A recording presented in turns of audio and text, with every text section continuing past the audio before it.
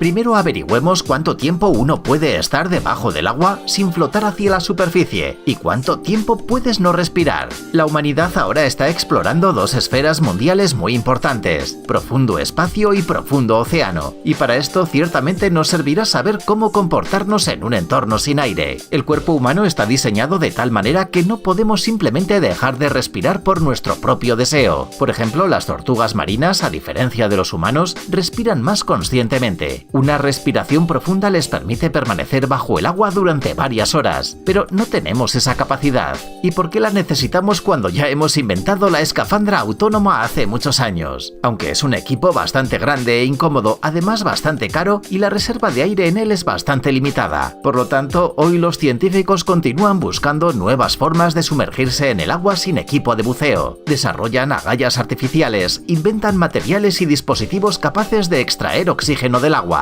Hasta la fecha hay descubrimientos realmente innovadores. Sin embargo, también existen métodos antiguos pero aún efectivos. La verdad es que ambos son potencialmente peligrosos y es mejor no arriesgar tu salud probándolos en el estanque más cercano. Resulta que una forma de respirar bajo el agua sin equipo especial ya la conocían en la antigüedad. Anteriormente las personas usaban un dispositivo que comúnmente se llama campana de buceo o burbuja de buceo. Este es un tipo de contenedor vacío boca abajo, por ejemplo un barril o un cubo. Con la inmersión vertical, la presión dentro del recipiente de este tipo corresponde a la presión del agua circundante y el espacio de aire resultante te permite respirar por un tiempo bajo el agua. ¿Recuerdas la escena de los Piratas del Caribe cuando los personajes principales estaban en el fondo bajo un bote vacío boca abajo? Entonces este ejemplo demuestra este principio. Campana de buceo es uno de los diseños más antiguos y sencillos para estudiar el mundo submarino. La primera inmersión en la campana primitiva se atribuye al propio Alejandro Magno. El dispositivo permitió al comandante estudiar las vallas submarinas de los fenicios y tal vez le ayudó a obtener una de las victorias militares más sorprendentes. Más tarde los buceadores comenzaron a usar un casco en forma de campana y en el siglo XIX algunos inventores mejoraron el diseño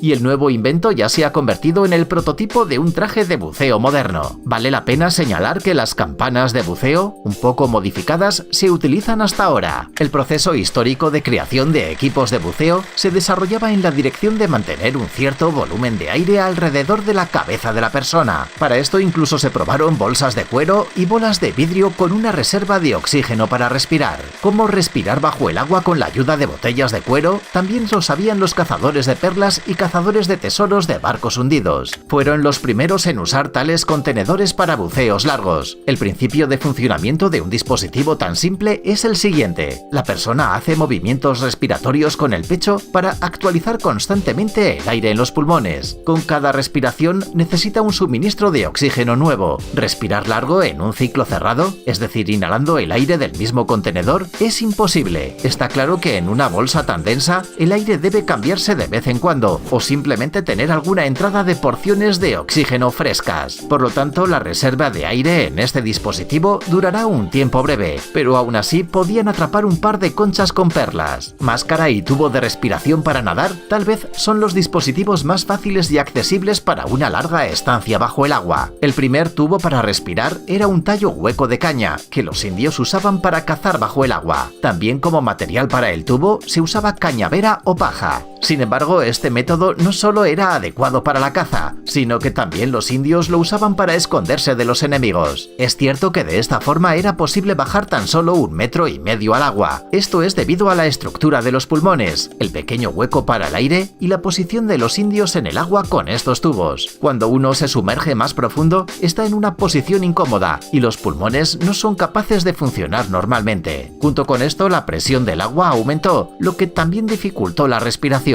Ahora el tubo de respiración para nadar es un dispositivo perfecto diseñado teniendo en cuenta los más diversos requisitos fisiológicos y técnicos. Tal equipo simple te permite nadar a una profundidad de no más de 5 o 10 metros, pero esto es suficiente para un pasatiempo rico e interesante. De todas las herramientas modernas que te permiten permanecer bajo el agua durante mucho tiempo, solo se utiliza la escafandra autónoma, pero es un dispositivo bastante complicado. Los expertos argumentan que no es fácil crear una escafandra escafandra en casa. Para esto es necesario tener los conocimientos adecuados y poder trabajar en buenos equipos de torneado, pero es muy posible hacer un prototipo con tus propias manos, y en internet puedes encontrar muchas maneras de cómo hacerlo. Por ejemplo, usando un rociador de bomba. Si no sabías cómo funcionan estas cosas, presta atención a la pantalla. El diseño del invento es simple y su montaje generalmente no toma mucho tiempo. El pulverizador está equipado con pesas, fijadas con cinta adhesiva, para que la carga no salga a la superficie por su ligero peso. El aire llena el contenedor por medio de una bomba. Después de eso solo queda colocar el dispositivo en la espalda y ya. Cuando el buceador necesita una nueva porción de oxígeno, simplemente inhala a través de la válvula que está conectada por una manguera a un depósito de aire. Claro, esta idea es bastante loca, pero de acuerdo con las leyes de la física debe funcionar. Sin embargo, se aconseja a los buceadores profesionales que no recurran al diseño de tales productos caseros y que no se expongan al peligro, especialmente a grandes profundidades. Así que no corras ningún riesgo, por favor. Desafortunadamente, en el proceso de evolución, las personas no han aprendido a respirar bajo el agua. Es por eso que la ciencia se ocupó del asunto. Y hoy científicos de todo el mundo están tratando de encontrar la manera de brindarnos la oportunidad de respirar libremente bajo el agua y de sumergirnos a una gran profundidad sin tener que utilizar un equipo de buceo voluminoso. Algunos están trabajando en la creación de agallas artificiales para humanos. Otros están buscando formas de extraer oxígeno directamente del agua, pero hasta ahora todo está en la etapa de desarrollo y refinamiento.